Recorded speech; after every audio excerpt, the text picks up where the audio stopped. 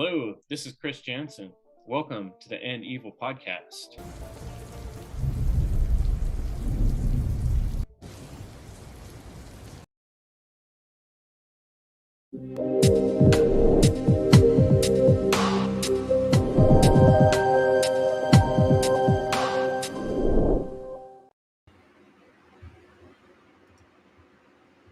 Hello, friends. Trying to figure out how to maximize myself. There we go. I'm big. I'm on the screen. Welcome, Thursday night, 6 p.m. Glad to see you folks. Evil is the destruction of freedom, just like it was last week and the week before. What do I mean by that? Well, evil is the destruction of freedom comes from the book The End of All Evil by Jeremy Locke. And that means I'm not talking about, like, some people think about evil just in this big universal general sense, like everything that's bad. That's not what I'm talking about. When I'm talking about evil, I'm talking very specifically for this podcast. This is about human beings. This is the context of what we are. We're human beings on this planet. And evil really, in that context, relates to us because things we do to other human beings and things we do to all life can be wrong, right? Our conscience can tell us that things are wrong because it hurts, it harms, it initiates pain, harm, anguish, right? We cannot do that. And that's what we're working towards on the End Evil podcast. Talking about morality, coming to understanding of what's right and wrong, because surely our world is whacked. I'm starting to think we're in the dark ages here, folks. I mean, I'm not saying I don't see a lot of good things and I don't feel joy, because I do. But there's super dark agendas going on around us, and the world is heading in a violent direction, as it has been for quite some time. So we're working on this podcast to change that dynamic, to end evil. And we think that, hey, it can be done. Just like we can clean up the room, we can clean up our behavior as human beings. We can stop initiating harm onto other human beings. So on that note, I'm opening up the talk this week for a roundtable already. 3 gentlemen have joined, and I'm going to bring them in just a minute after I briefly explain the plan today. Over the last 5 weeks, we've been covering symbology, and symbology is the study of symbols, right? So we're looking at symbolism, and we're becoming semioticians. And that was the name of the awesome episode I did with Brandon Martin, who will be back soon. And I'm looking to get some other expert semioticians on here, as well as the 3 gentlemen. They're going to join me in just a minute. If you're in the audience and you're watching this show, you're welcome to join. You can come on us live today. This is me live. I just got in my office half an hour ago, kind of running home from work. But I'm here for you guys. I'm here for humanity because I care. And working on making a difference is that next step we all need to do to kind of bridge the gap between what's not happening in the world right now. People showing true care, like really showing up for future generations, showing up for the generations that are here right now, and speaking about what matters. What are the very most important things that we should be speaking about? So I started talking about symbolism because it seems like in the understanding of symbolism, there's a key to grasping the bigger picture of what's going on, or to be able to see the bigger picture of what's going on, to be able to pull back the curtain, because things are hidden. The obvious literal world in front of us, the materialistic realm, is obscuring people's grand vision of everything from my point of view. And I feel like the more I've begun studying symbology, the better I keep learning things on this path. Recently, I've been diving deep into the parables of Jesus, and that's going to be an awesome presentation next week that I'm already putting together. And I might even start talking about that a little bit tonight. But without any more ado, I'm going to open up the live roundtable, because I've been talking a lot for the last few weeks, and I want to hear what other folks have to say. So looks like I have here to join me today some great minds, and I'm going to invite these guys in. I got Will Keller, Jerry Tappan, and Chris Nelson. Thanks, guys, for joining me. How's everybody doing tonight? It's a pleasure, Chris. All right. Excellent. Right on. Good to see you guys. Well, I don't know how much you guys have caught of the last few weeks. Last week I did parables of Jesus, and I was covering the mustard. I mean, the mustard seed is the one I'm working on now. I'm obsessed with the mustard seed, but that's next week. Last week I was covering the parable of Jesus about the sower and the seeds. Right. Okay. So I'm curious. Were any of you guys able to watch that? Any thoughts on the sower and the seeds, or past episodes about symbology? Chris, why don't I hand it to you first? I did not catch the podcast or the stream. Um, I I saw some parts of it. It's about teaching the importance of parables. I think that he's saying these that the point of parables of these sayings is to view them as parables. So that's um, one thing in relation to the other relates to symbolism and correspondence and allegories, and not to take them literally. And that yeah, I don't really know it that well, but I saw some parts of it, but I didn't catch the whole thing. Oh, that's all good. Well, you and I share one of my favorite symbols, the tree of life behind us. You Yeah, got any words on that piece that's of my partner's. symbolism? She's into she's from Brittany and France, so that's related to the Celts Yeah. and that whole mix of original like descendants back there. And originally it was the Gauls, so the Gauls and the Celts and everything. And yeah, she likes that symbolism. Ysidril, isn't that the tree Ysidril? The one tree? Yeah, I don't know. I don't know much about the symbolism of the Y- European lore and the I Celtic. bet Will could jump in on that one. Go ahead. Yggdrasil. Yeah, Yggdrasil, it yeah. does. I mean, the Tree of Life is one of the most ancient symbols. It goes back tens of thousands of years, cross cultures. I would say every culture has, a tree of life symbol that is, universally represented cross culturally for sure. Yeah, I like the symbol so much because, we got the roots and the branches, and it's this sort of circular, holistic image. And to me, that really symbolizes that there's a reflection in everything, just like the Hermetic um, correspondence.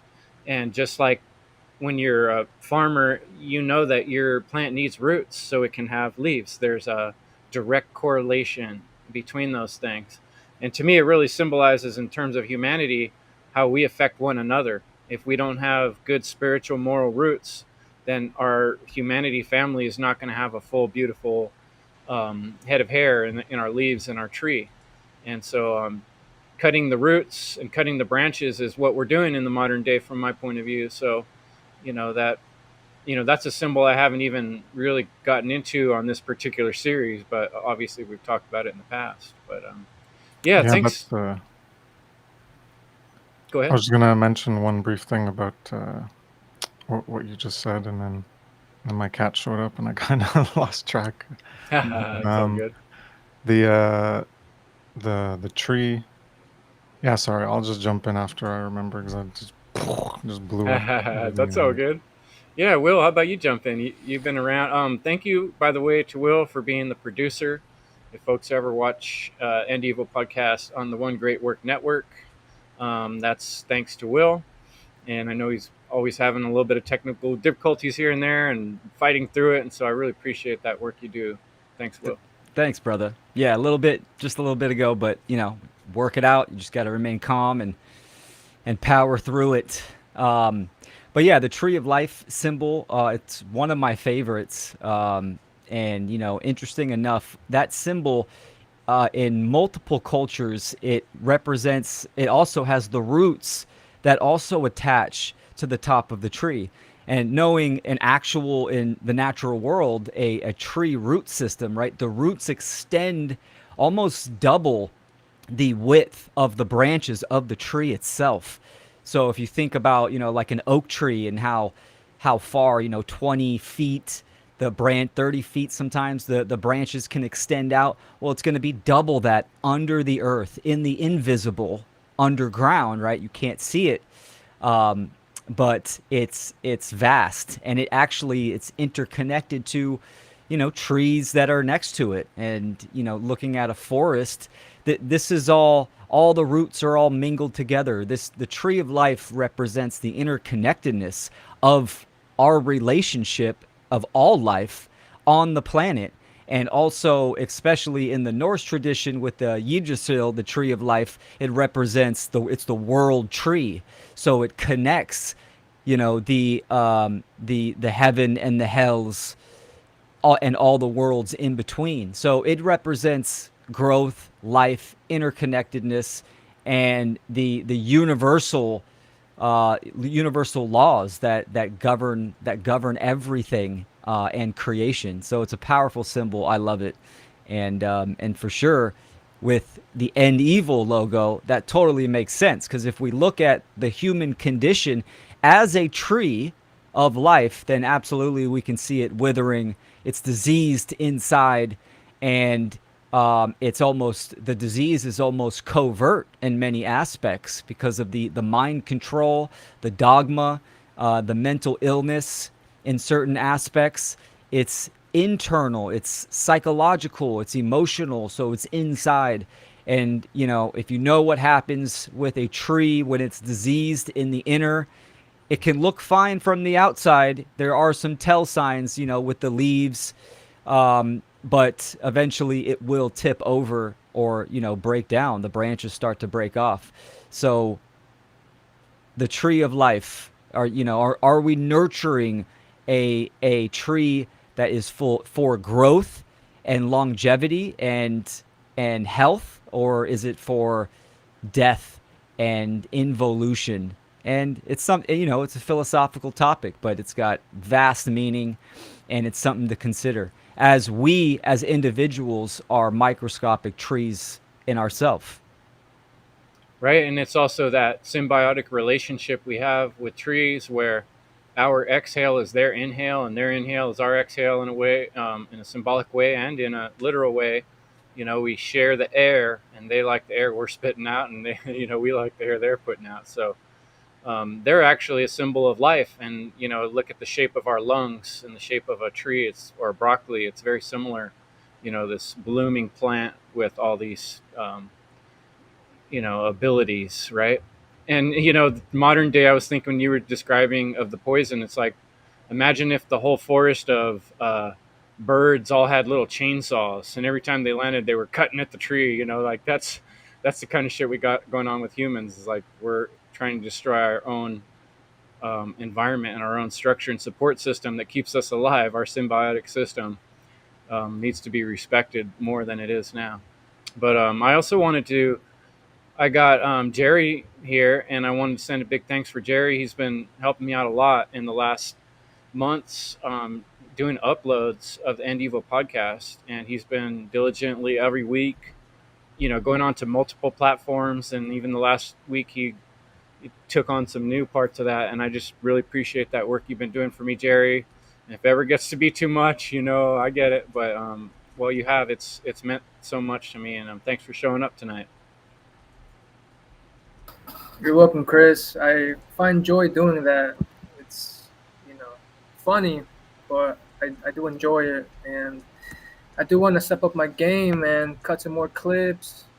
I've had some ideas here and there. I definitely want to contribute to giving you some slides, perhaps doing some research, helping you with whatever endeavor you're working on. I've had these great ideas come to mind, like sharing your work, but one step at a time. Yeah, that's the way to go. Has any of this stuff from the symbology stuck out for you? Is there anything you wanted to say about that topic we've been covering? Well, I almost have finished the symbiotic, or the Brandon Martin Semiotician. semiotition. Yeah, that's a tough Um, word there. yeah, that's a really good one, and you made some really good points. Um, I didn't catch the most destructive symbols. I didn't catch that one of all time. And I saw the parables of Jesus. Yeah, I sent you a slide last week. But I forget which parable that was, but um, it was about there's this guy just laying on the floor, I think in a desert, and people walk past him, and they Oh, the could Good tell Samaritan. that's yeah that one.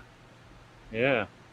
Oh man, I'll have to find that. We'll have to talk about what. I haven't seen that yet. Somehow I didn't get it. I'll have to check that out. I'm looking forward to seeing that. But yeah, people, anybody out there who likes the show, who's listening to the show, I'm offering so that people can get involved with this show. You can create parts of it, and I'll share them with the show. Or that's why we have these live roundtables to give people the opportunity to make this End Evil project not just Chris's project, but Chris and Will and Jerry and Chris's project. Everyone who in the world should be part of this project. This is just one show, but I think as much as possible, I encourage people to. This is the work from my point of view: is getting online, is finding a way to get our voice out there and get people to hear it. And they're complex, tricky ideas, and that's why I'm trying to break down some of the trickier aspects of symbolism so that we can learn to study it.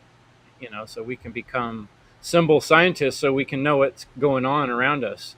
Um, we talked about last time in the One Great Work Warriors, the shitcoms, the stuff on TV, and I'm sure anyone here could riff on symbols you see in the public media, whether it's Hollywood or even sports. There's a lot of symbology out there that is affecting people's minds in subtle ways. And how aware are people of the way they're being affected?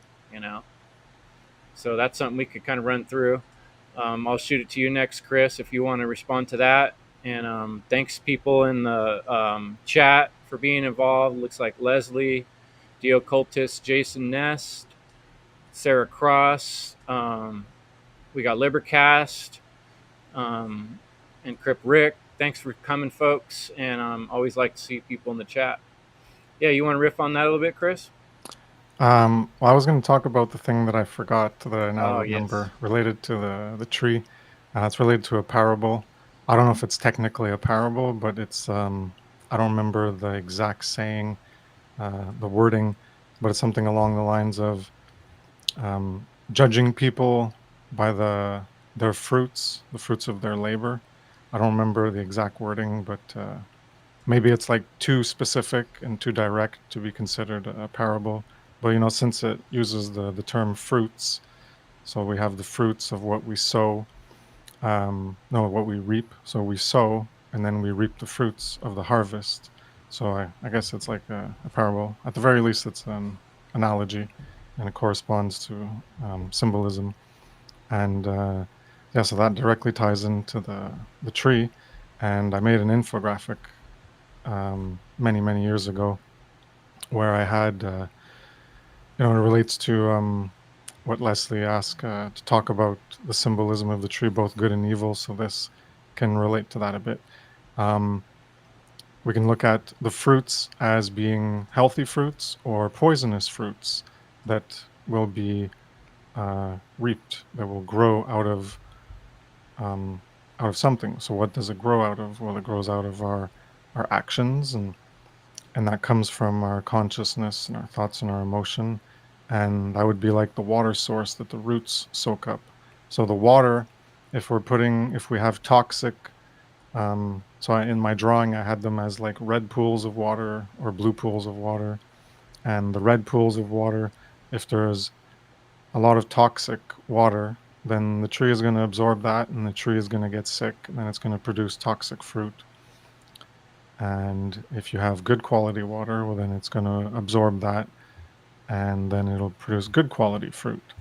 And so whatever the source we put into the tree, which is of course the water, there's the sunlight, but the water is a main factor in the growth of a tree. And the fruits are high concentration percentage of water, and so whatever we put in, whatever we take into ourselves, so we are like the tree, and we are growing and we're producing fruits through our behaviors, and that's what we sow into the world, I guess you could say. And so what we take in as information and the quality of our information, well, that will be representative and correspond to the quality of our actions that we output into the world, and what we harvest collectively of everyone's trees and all the fruits together. What is our collective harvest going to be? Yeah, that's beautiful. I love your infographics, folks. If you're listening, when you get a minute after the show, check out evolveconsciousness.org. Chris Nelson has some wonderful work there, and the way he kind of puts things on these graphics is just like really helpful. I think I'd be willing to bet too. Going through that process of creating those slides, you learn so much, right? Because I mean, I know I do when I put stuff like that together. Yeah, teaching is a very good way to learn more, because you think you know it and you're like, okay, I understand a significant amount, and then you go to teach it, and then you have to go through more of a like a self-reflective interrogative process over what you're trying to convey, and find um, I guess better ways to convey it, going deeper into it, trying to see how valid your initial maybe assumptions or understanding is, and try to bounce it off reality, reflect it on reality, see if it's demonstrable and verifiable. And people are asking about sigils. As far as I understand, a sigil is like a conglomeration of symbols. So you can take symbols and join them together, and you can form a sigil. And someone asked, symbology is the study of symbols, and yeah, and I think that was answered in I think 4 or 5 podcasts ago on the End Evil podcast. Um, there was one of them where you went into more on symbology and symbolism. Yeah, we kind of talked about some of the different types of symbols. All everything is symbolism to an extent. I mean, all words are symbols of their meaning, something that we're trying to convey to someone, right? So we utter this sound. That sound represents the thing. So it's a representation. That's all a symbol is a representation of another thing.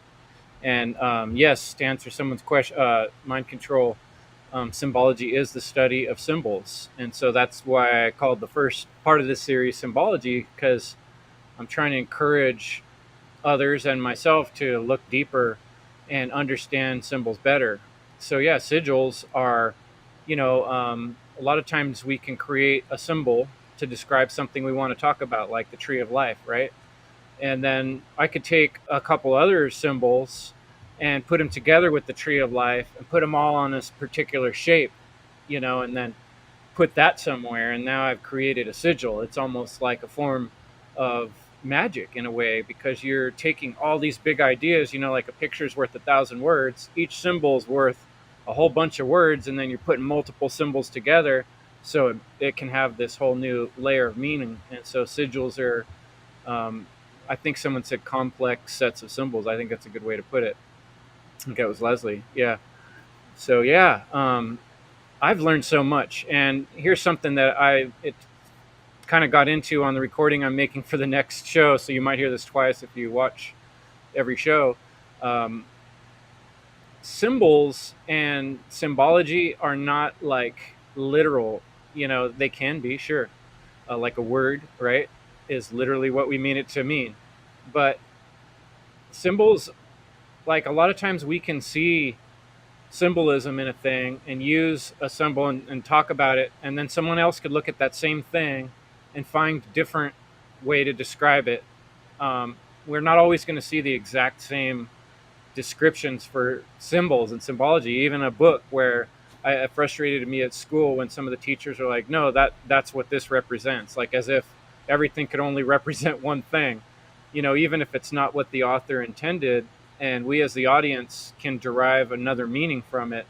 That does not make that not valid. And that's, to me, the beautiful thing about symbols and the study of symbols, is that we can go to all kinds of different levels of understanding, depending on how we look at it. So I don't know. How does that strike you, Will? What I'm saying? Oh yeah, no, I absolutely agree. Um, Manly P. Hall, when he was describing symbols and symbolism, it was conveying hidden truths and ancient wisdom, past that surface level of reality. I'm gonna put my dog down. So, yeah, symbols have a profound effect on the subconscious and how we view reality. I mean, some of the biggest symbols that you already mentioned are words themselves. Mathematics are symbols as well. And then you definitely have the subjective aspect where someone looks at a symbol and can extrapolate something different than someone else. So it's a vast world, and it's always been a fascination for me, and it's something that I continue to study.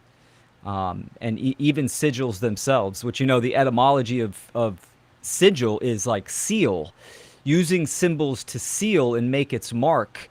And those have a more extensive meaning to it as well. And this is why sigils are extremely popular in occult traditions as well.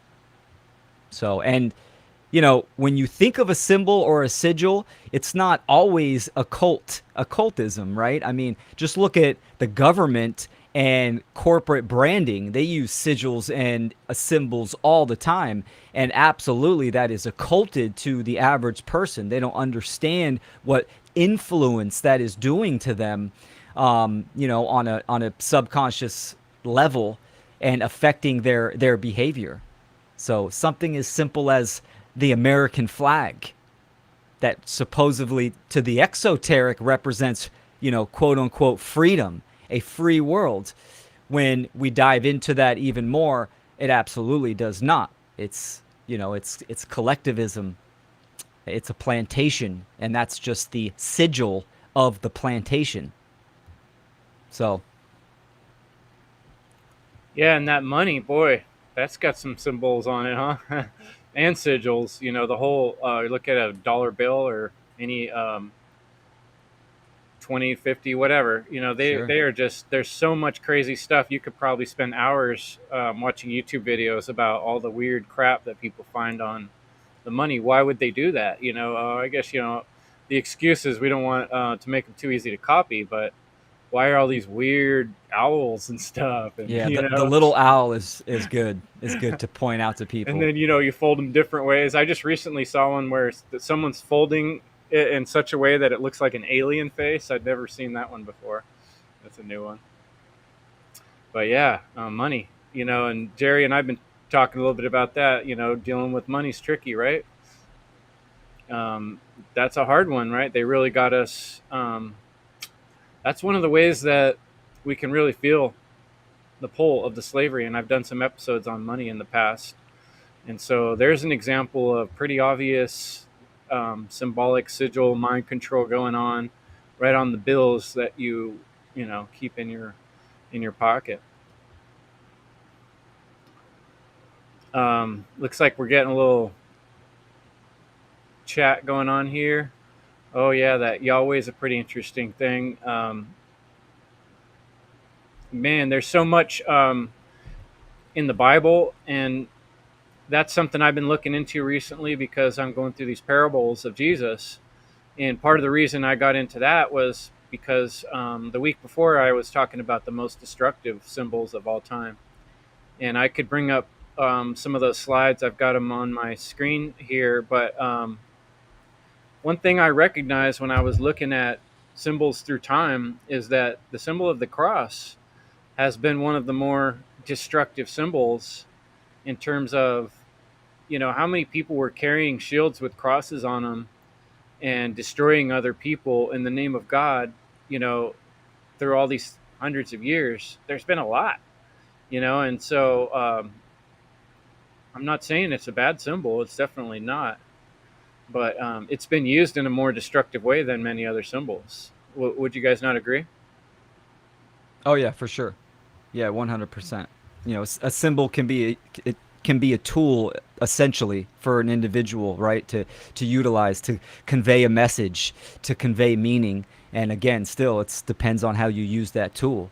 So, I mean, all the cultural religions, um, the nation states, right, in the name of God, in the name of this nation, etc., and committing genocide and transgressions and violations against people, innocent people. That's been going on for thousands of years in the name, using front and center symbols to represent that.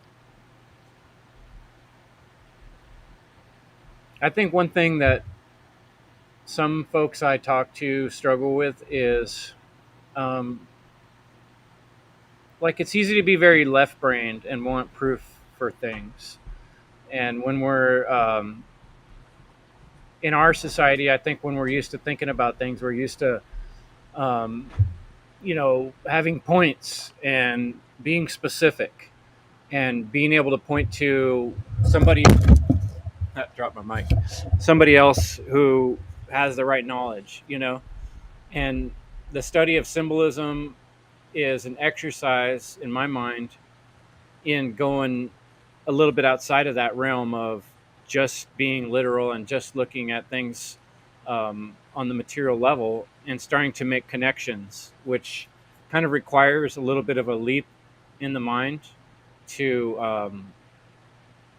make a bridge to something that's not obvious, if that makes sense. Um, how does that hit you? What I'm saying, Chris? Sorry, I was reading what's Yeah, no, I coming was up just saying, like, as a disruptive chat that's not really on topic. But yeah, it was distracting me. The, oh the, yeah, the guy talking about other stuff. some reptilian. Yeah. Yeah, I was just kind of saying how it's not such a left brain thing when we get into symbolism. It requires a little bit of a jump in the mind to kind of step out of the material, literal world and kind of cross that bridge of making a comparison between something that doesn't necessarily obviously have a connection. Yeah. Well, I And think it's both. Like if we're talking left or right brain, I think you need to use both. You need to be able to identify things, their differences, so the shapes, the form, the color, what that can possibly convey as meaning, and you can associate it with other things that are not explicitly being demonstrated, but have associations like we can take a circle. So the traditional symbolism of a circle is you could relate it to the sun or the earth. Um, you could relate it since it has no beginning and no end. That's like could be the Ouroboros. The beginning is the end is the beginning, or infinite, or the source of creation, like the womb. Um, but as depends on what you're relating it to. So the circle by itself has that general universal meaning applied to it based on its correspondence with other things like the sun or the vagina, which gives birth to the human life or other mammal life. And but if you look at it in another context with another symbol or a smaller circle, like Nick Cap has done with the circle dot, well, when you look at it that way, it sort of inverses the symbolism, and he associates it with the negative, going away from the center and having a point, having meaning. So it's aimless. It's more like the chaotic aspect. So it's depending on which way you want to look at it, the symbols can convey different meaning, especially when they're associated with other symbols or other pictographs. Then the meaning can change based on how you choose to correspond it to other things that you can associate meaning with.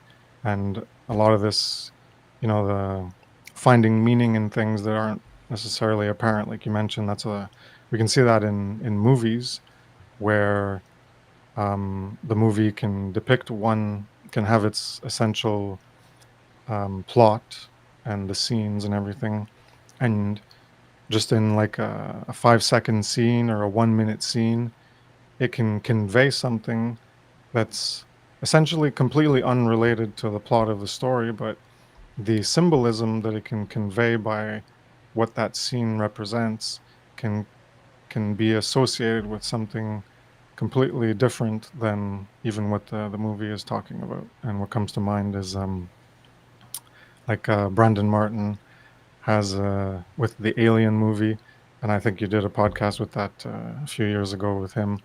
Um, Couple. yeah, so it's coming out of the chest, so that's the demon coming, our shadow that's coming out. If I remember it correctly, that's what the demon, the monster, the shadow, the darkness within us that can come out, and we have to battle against it, and that's the hero's journey. So that's completely unrelated to the movie, has nothing to do with the movie, but we can see how this the like as a metaphor and an allegory, how it can correspond to some other knowledge that we've gained, another story, like the hero's journey and the conveyance of that, what it's supposed to teach about ourselves and self knowledge, and so we can associate um, new creative works and um, fictional ideas and narratives, and how that relates to other more meaningful things that we can extract information uh, to reflect upon that can guide us to more insights about ourselves and the work we have to do. Yeah, and all that's kind of like, I guess what would you call that? Esoteric, right? It's not, it's not simple. It takes some work to look at these bigger picture perspectives, right? It takes some thinking, to compare things in the mind. I'm getting a Visual little thinking. right. Um, I'm getting a little distracted because there's so much good stuff going in the chat. There were some good quotes, and then Douglas Martin jumped in, and I'm What's really up, looking Doug? looking forward to getting Douglas Martin on here, because talk about semiotician. He really has a fantastic way of going further back than most people I've heard in history, and talking about like these archetypal forces and where these things come from. He says in the stellar cult circumpolar paradise, there was but one tree as a figure of the northern pole of heaven. Also in the stellar cult, the Chinese fu tree. So, like you were saying, Will, right, that keeps showing up all over the place. I really like this quote, also shared by Jesus, too. When the human race learns to read the language of symbolism, a great veil will fall from the eyes of men. And that quote right there, like, is really hitting on what I was saying. Like, I think it's an exercise we have to learn to do. It's a tool we need to learn to better use in the modern day, um, to actually see what's going on in the big picture, to be able to decode the reality that we're experiencing. And the truth is, people are very much living in different worlds in the modern age, and that's causing a lot of division among this one great tree of our human experience, that we're all like think we're all different trees, and that creates chaos. So I don't know. Jerry, do you want to say anything? You want to pop in at all? Yeah, it's a great point. If a tree is divided, how is it gonna stand strong? It's gonna collapse.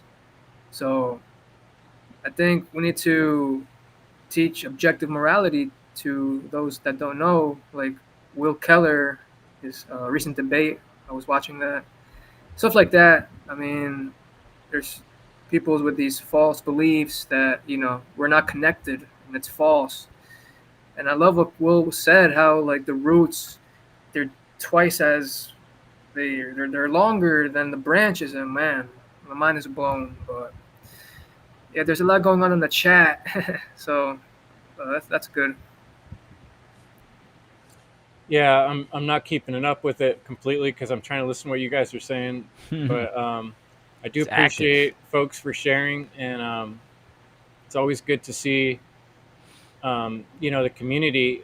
I think that's part of this work, is like one person says something and then another person adds to it, and we get these complementary ideas, right? And then that helps another person who's listening get a bigger perspective instead of just their own perspective. Like, imagine if we are all parts of this tree, and you're way down on the trunk somewhere, and I'm way up in the branches somewhere, or vice versa. Either of our perspective is lacking what the other perspective contains, and so that's where I think it's really important that we find a way to communicate. And part of that is going to require not being so literal and taking everything personally. We have to learn to be a little bit more objective, look at the big picture, and ask ourselves, like, what do these things mean in the big picture of all of us, you know? And that's not easy to do. I think it's like exercise. I think it's something we have to practice. So Mm, I'm curious on yeah. your process. Have you guys felt like when you come to new understandings, how does that process happen? I guess, Chris, we were talking about that a little bit with creating slides, but go ahead, Will. Yeah, that's a great question. I try to really stay grounded in versatility. Naturally, I am a visual learner, well, a visual learner, but a visual thinker as well. And I think this is why I'm attracted to symbols and sigils and uh, seeing the external patterns in the natural world or just day to day life. I think this is something that people need to consider and kind of dissect. What do I mean by visual thinking? And this is taking images or symbols or patterns and organizing them to find meaning or some type of pattern, right? And flow charts, mind maps. These are the effects of someone that's a visual thinker, and they help out a lot. But putting it in practice, striking that balance of the analytical and the left and the right brain, the analytical and the creative, the visual aspect, that's where the versatility comes in. Like really diving into the inner workings of yourself, just as Jerry was talking about with the roots being double the size of the branches. That's because your internal world has a double effect, and it needs double attention as well.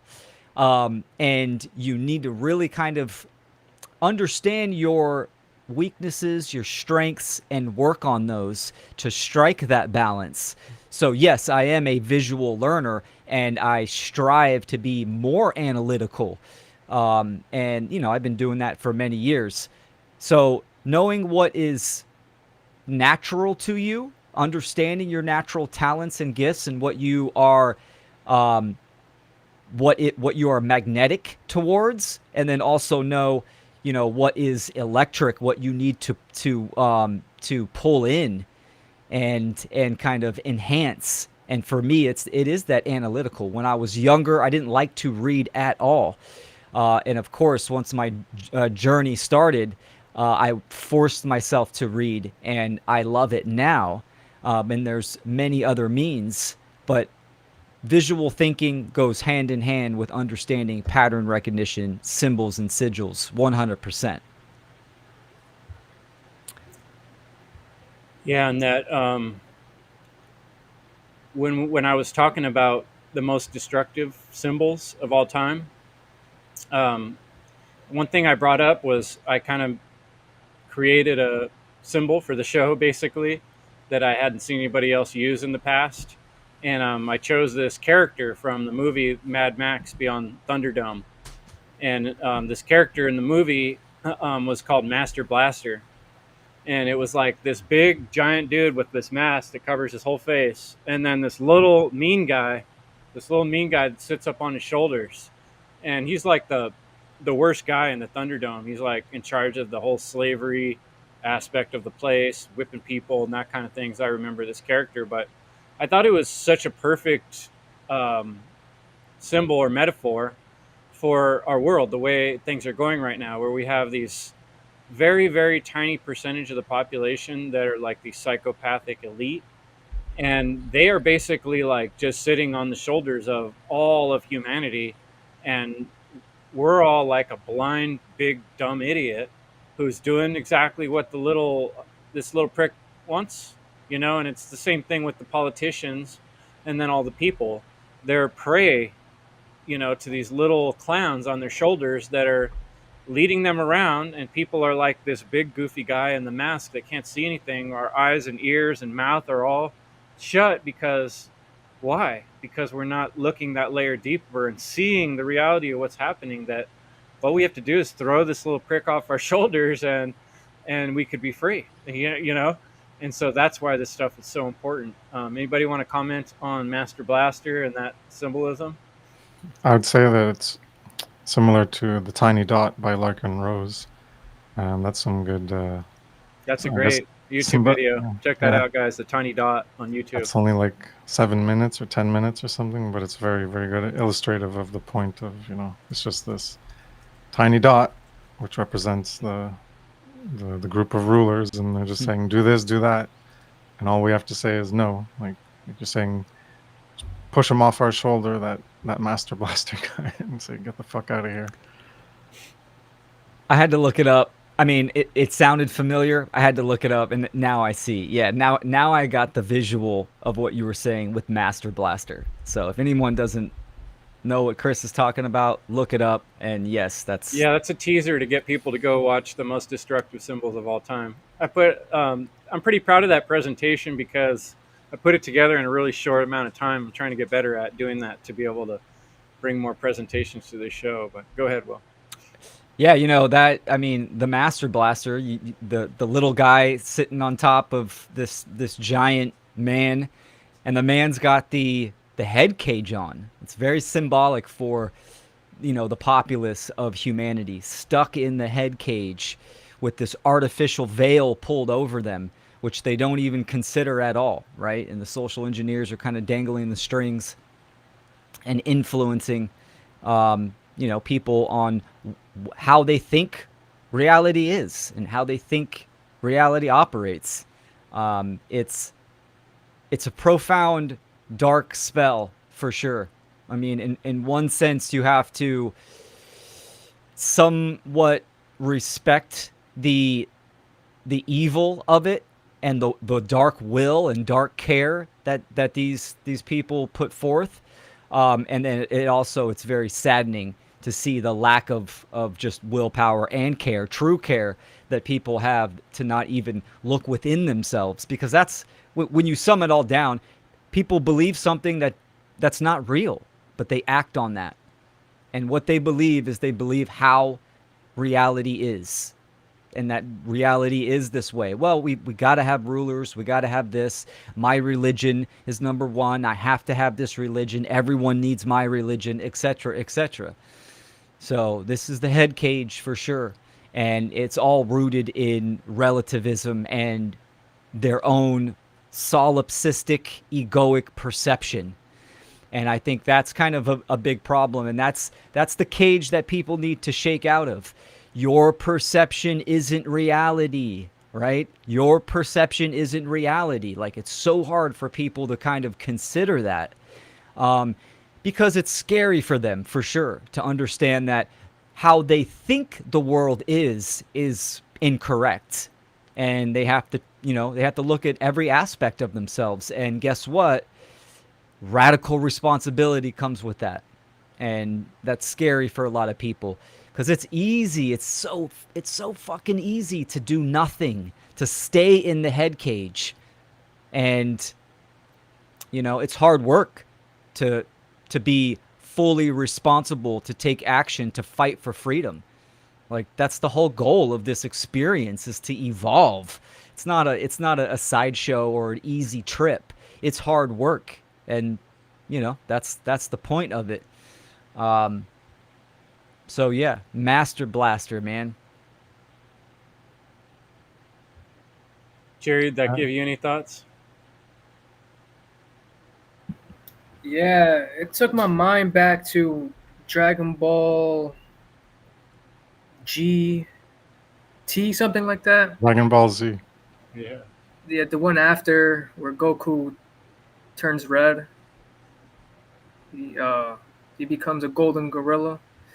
But the bad guy, I think he's like this tiny dude, and yeah, I just thought of that, how like evil he is. It's like, even though he might be tiny, like Will said, like you have to respect that dark care. It's like, but we do have the power, like Will said, to overcome that. And yes, it is hard work because the truth is singular. So we have to do the work to align our perceptions to the truth. And it's radical responsibility. I love that word. I wrote it down, those words, symbols, right? Yeah, and everything that Will was talking about is all made possible by symbols because that's what words are. And the belief in authority, if you can imagine, do a thought experiment and contemplate, like, what if there were no words? Could there be authority? And yes, because in the non-human animal kingdom in general, in the animal kingdom, there are social hierarchies and stratas that are solidified based on physical strength that goes around where you can have challengers that challenge for the alpha male role that then leads the pack or leads the tribe. And that hierarchy is based on authority. So the one at the top ends up having the authority to decide what happens for the group, for the aggregate. And that's a lower base consciousness modality that we've adopted, and it's even more powerful because instead of just being based on a physical superiority, which essentially can be more easily taken care of by the numbers, when you involve the mental domain, it becomes even trickier to perceive because it's not just physical, like this one guy who wants to be the king of the hill and he's just like, I'm the big bad guy and I'm the bully and I'm going to push you all you guys around, and everyone will be like, well, fuck you, or is going to beat you up. But when it's mental, there's the mind control, the deception, the talking about their dark care and their dark will. They're all able to do that through the power of word magic, and it's an amazing invention. And someone mentioned in the chat, the dark occultists, wherever, the social engineers, they use symbols for control. What's the positive? Well, there is positive because all of language already demonstrates the positives in the invention of language and those abstract symbols and how they can convey knowledge, and we can share that knowledge and propagate it into the future rather than just through spoken word of vocalized representations of phonetics and symbols that way. In that form and vibration, we can write it down and convey it to more easily have it propagate into the future, not rely on word of mouth. And there's also the visual symbolism. Like I mentioned, my infographics, I have symbolism in there related to the trivium and consciousness and understanding ourselves more. So there's always two sides to like almost everything has a duality to it, and you can see a positive and you can use it for a positive, use it for a negative, and every bit of technology that humans invent can pretty much be used as a dual tool to do great good or great evil. Dual tool. I like that rhyme too. Well said, man. Well said. I actually, real quick, just talking about words, having the voice. I mean, this is one of the biggest things that separates us from the animal kingdom and our animalistic nature as well, right? Animals are all about emotion and feeling and body language. They're not endowed with words, with that voice that we have. This is why, being literate or, being quote unquote freedom fighter in the day and age is using the voice while we can, is speaking truth, is saying no, using that voice. It's such a powerful human quality to convey these symbols and these sigils. This is vibration. It's magic. It's influence at a distance. This is all the same thing, and this is what separates us for sure. One aspect from the animal kingdom. This is really So good yeah. what you're talking about, Will, because I was scrolling back because I was trying to find using people into waking up. That's Marvin says, are there symbols that can be used to portray true morality? And I think, natural law is something that we've all gathered around. Um, but, it is a specific understanding of what those words mean. When I talk about natural law, it feels like 9 times out of 10, people I might be talking to take a completely different meaning from that than what I'm saying. And so it takes a lot of work to put our word out there, like you're saying, Will. And remember that episode we did with the One Great Work Warriors, Jerry? I talked about the biblical verse. The word was God. That was the beginning. In the beginning, the word was God. And to me, what that really means is honesty. Like without our honesty, without our word, without keeping our word and being who we say we are, we lose a bit of being real in this realm. And the way I've described that before simply is if you tell someone, hey, I'll meet you at 3 o'clock, and then at 3 o'clock they're there and you're not there, are you really there at all? You're not. You weren't true to your word. You're physically not there when you said you were going to be there. You start to lose a little bit of realness in that person's eyes who thinks, well, this person doesn't do what they say they're going to do, you know? And so if we're all humans and we're living and we're seeing things going around us that are wrong, we're seeing things on the TV screens, on the road that are bad and wrong, and we're just watching it and we're not putting out any word or constructive plan to do something to fix it, we're just going along with it. We're actually contributing to evil by not trying to end evil specifically, right? And so that's the point of why I'm here and why this show's here and why I'm encouraging people to be part of what we're doing is just for that reason. It's so incredibly important to share your word. So that's my answer to Marvin's question. Are there symbols? Yeah. Yeah. Um, that's why I use the tree of life, and that's why I use the term end evil, and that's why. Oh, what were you going to say? Well, I was going on too long. Oh no, it's all good. Yeah, no, I was gonna say, yeah, there are symbols. I mean, I would say one of the biggest is the scales of justice that that government and the Justice Department uses. They, man's law uses the scales of justice. This goes back to representing, Greek goddesses.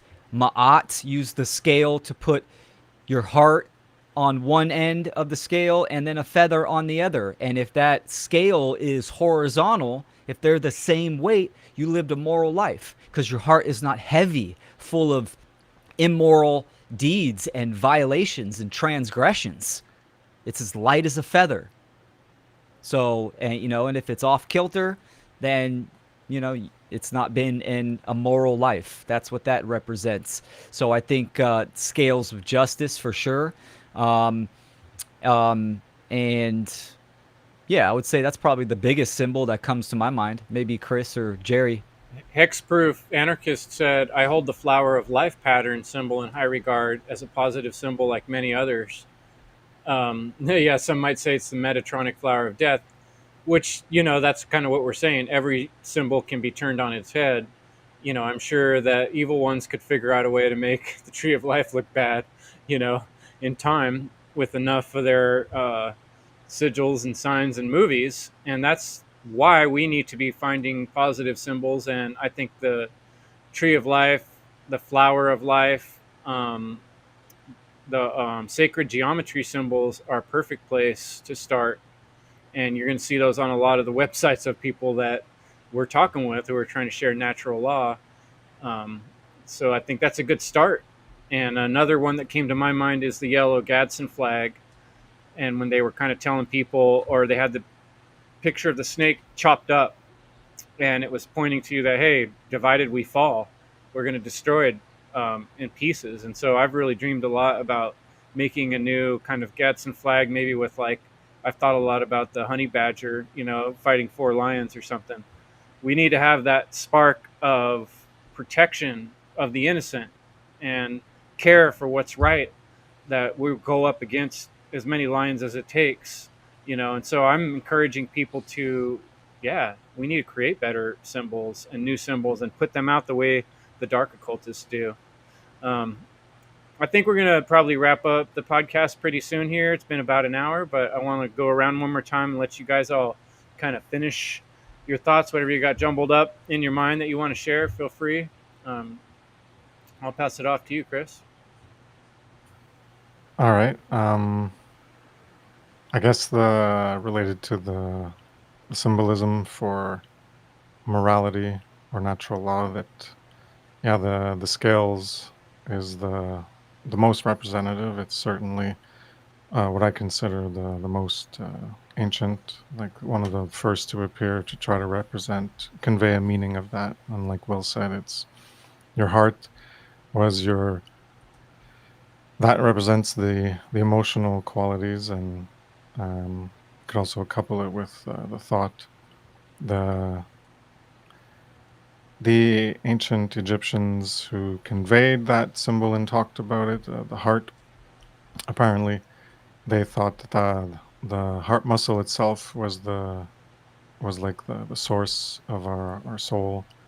And that's where like mind and everything was, if I'm not mistaken. And who knows?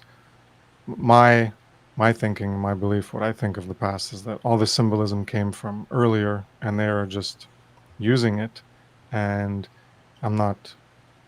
It's not necessarily true that what they used it for, as they wrote about to convey meanings about their symbolism, that's necessarily what the symbolism represents in totality, or what it originally represented. So there's the story that is conveyed through the hieroglyphs, and then there's what we know about certain things and the meaning that we can derive from looking at the symbols ourselves, regardless of what the hieroglyphs say the story is supposed to represent. So we can understand the symbolism ourselves in potentially a deeper way than maybe the contrived and controlled minds at the time were trying to convey an exoteric story to manipulate the masses. And we can understand it in a more esoteric and hidden meanings related to other symbolism and aspects that are more representative of a true reality, as opposed to a contrived reality based on the authority and the law of the pharaoh, and going into an afterlife. So you're focusing on a life thereafter in the eternal land of reeds in the paradise. But that symbolism is very worthwhile in understanding, as the heart is ultimately our care and our drive, our desire and our motivations that lead to the action. So it's our desire and our motivations, care and our deeds, our actions, and that's weighed against the feather of truth and the feather of morality and the order. And what did our desires and motivations as our internal lead to the manifestation of our actions, and how does that measure up against that ideal of what is truly moral, the moral truth, not the morality that they were trying to convey in the Egyptian civilization of control through the pharaoh or other authority, but the true morality that a lot of us understand, the objective morality. So I just wanted to mention that distinction between the symbolism itself that we can look at and derive a more accurate understanding of what that symbolism can represent relative to something that's really true, versus how other people have used it and what they're trying to say that the symbolism represents, such as the hieroglyph stories that they left behind.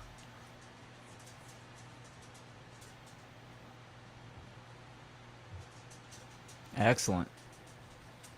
Will,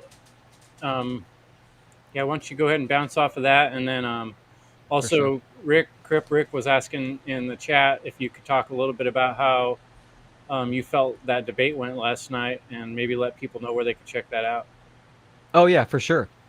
So kind of just finishing up and bouncing off of what Chris said, which I really liked and agree with.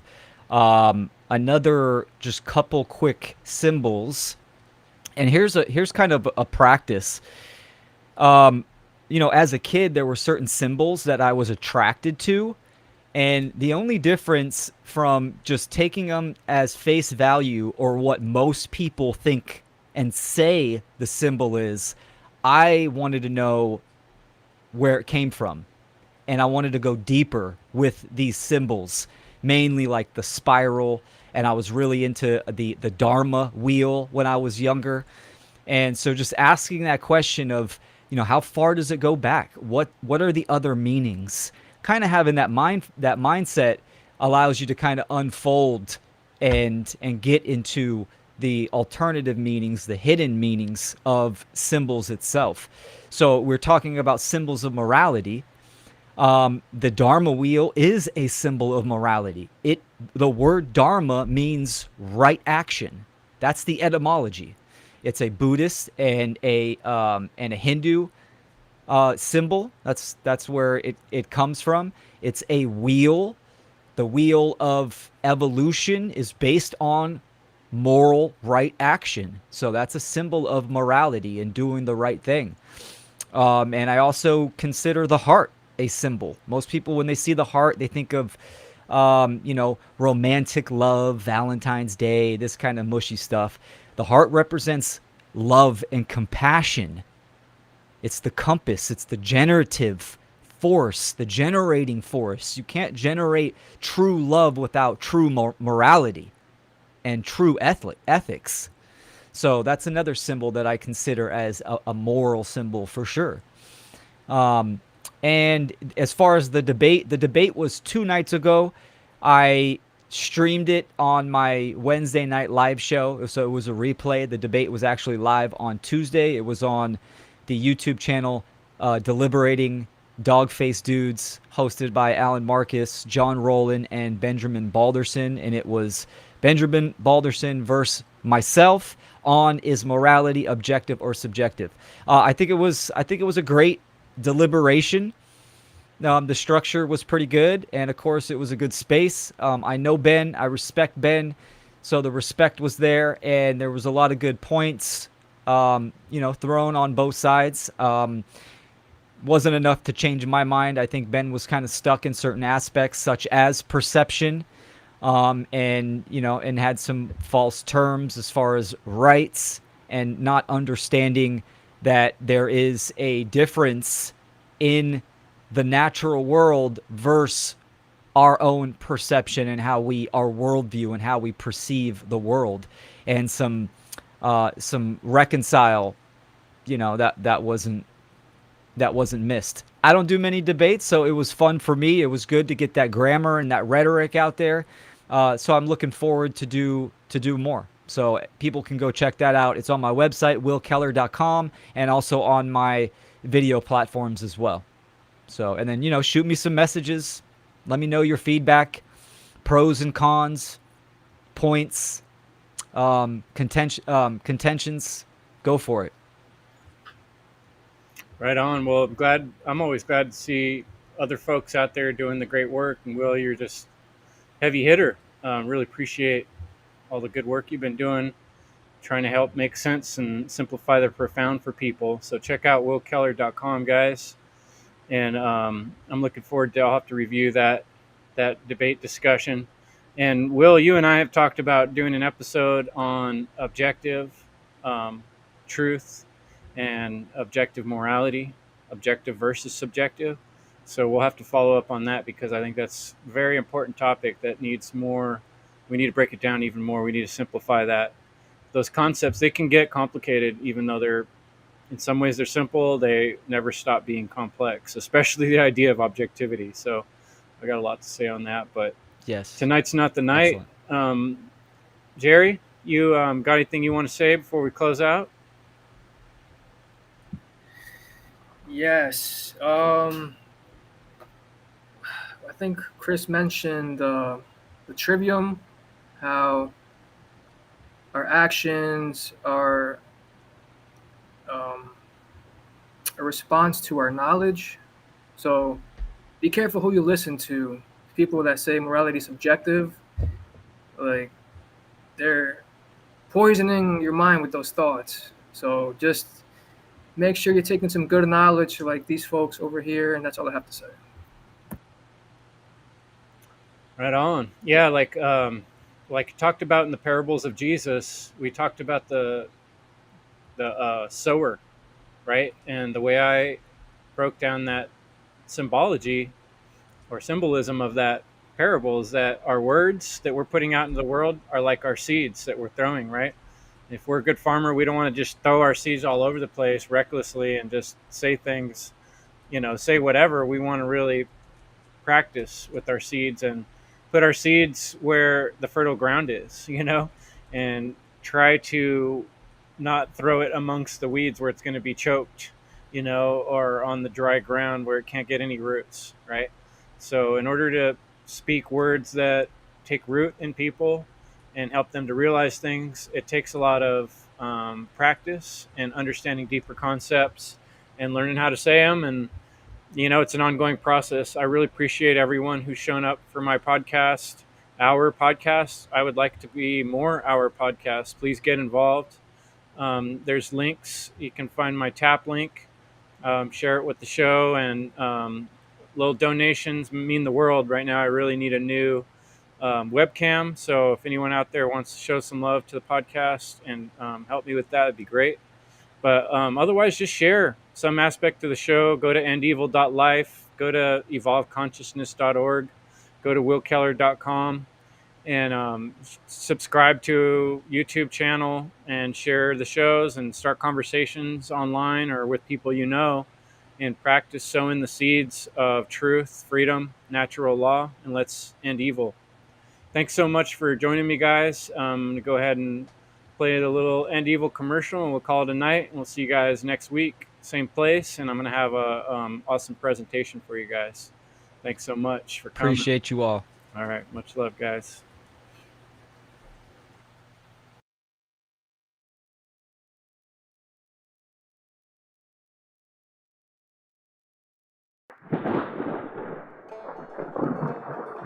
Hello, friends. This is Chris Jansen. Evil is the destruction of freedom. I